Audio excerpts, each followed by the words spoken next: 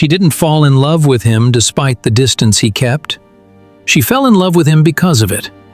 There was something about the way he never fully showed up that made her want to try harder, love louder, and stay longer than she probably should have. And if you've ever found yourself in that same exhausting, confusing, heart-wrenching place, loving someone who just couldn't seem to love you back the way you needed, then you already know this story. Because it's not really about him, or her, or them. It's about you. It's about all of us.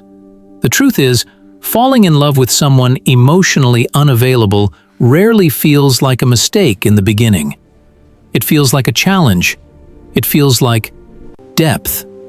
There's a certain kind of person who carries a quiet storm behind their eyes, who gives you just enough warmth to make you crave more, just enough closeness to make the distance feel temporary. And something in you whispers, I can reach them. I can be the one who finally makes them feel safe enough to open up. That whisper is where it all begins. Psychology calls this an anxious attachment pattern. It's the belief, often formed in childhood, that love is something you have to earn. That if you just try hard enough, be patient enough, be understanding enough, you will eventually unlock something in someone that no one else could. The person who is hard to love becomes, in your mind, the most worthy of your love. Because to you, love was never supposed to be easy. Love was supposed to be something you fought for. Think back, if you're willing to be honest with yourself. Think about the first place you ever learned what love looked like. Was it a parent who was sometimes warm and sometimes completely shut down? Was it a caregiver whose love felt conditional, present when you behaved a certain way, withdrawn when you didn't? Was it a home where affection was rare, so on the days it showed up it felt like the most precious thing in the world?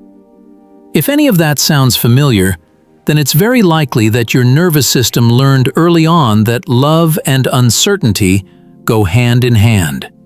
That love is something that comes and goes. That you have to be constantly attuned to another person's emotional state just to feel safe. And without you even realizing it, that became your definition of what love feels like. Not peace, not consistency, not security, but longing, pursuit, the breathless anxiety of never quite knowing where you stand.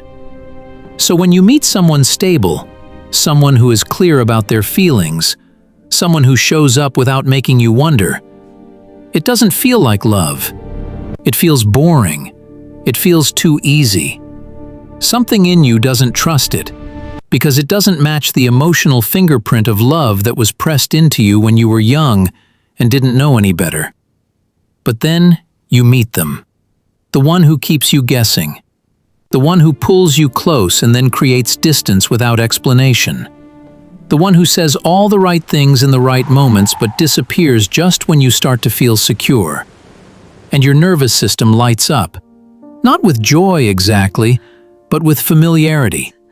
This, your body says, this is what love feels like. And so you pour yourself into them. You make excuses for their emotional absence. You tell yourself they've been hurt before, that they just need more time, that you caught them at a difficult point in their life. You study them like a language you're desperate to learn. You become fluent in their moods, their silences, their almost, but not quites. You shrink yourself in the places where you feel like too much, and you expand yourself in the places where you sense they need something. You rearrange who you are to fit into the small, inconsistent space they've allowed for you.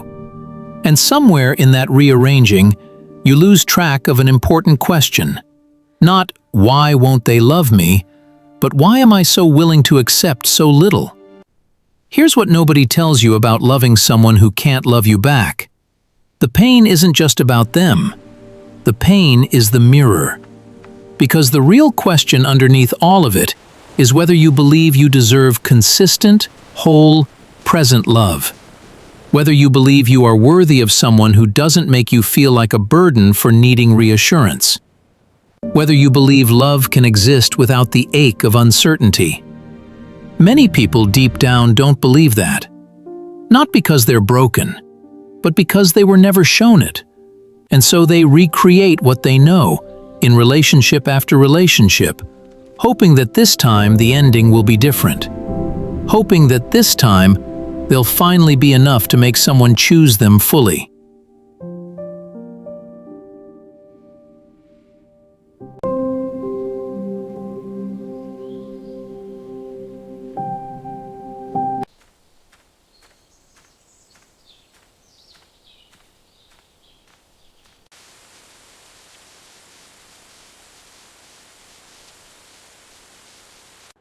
I can't believe he actually did that. I know, it's just so him. To us and his ridiculousness. Cheers.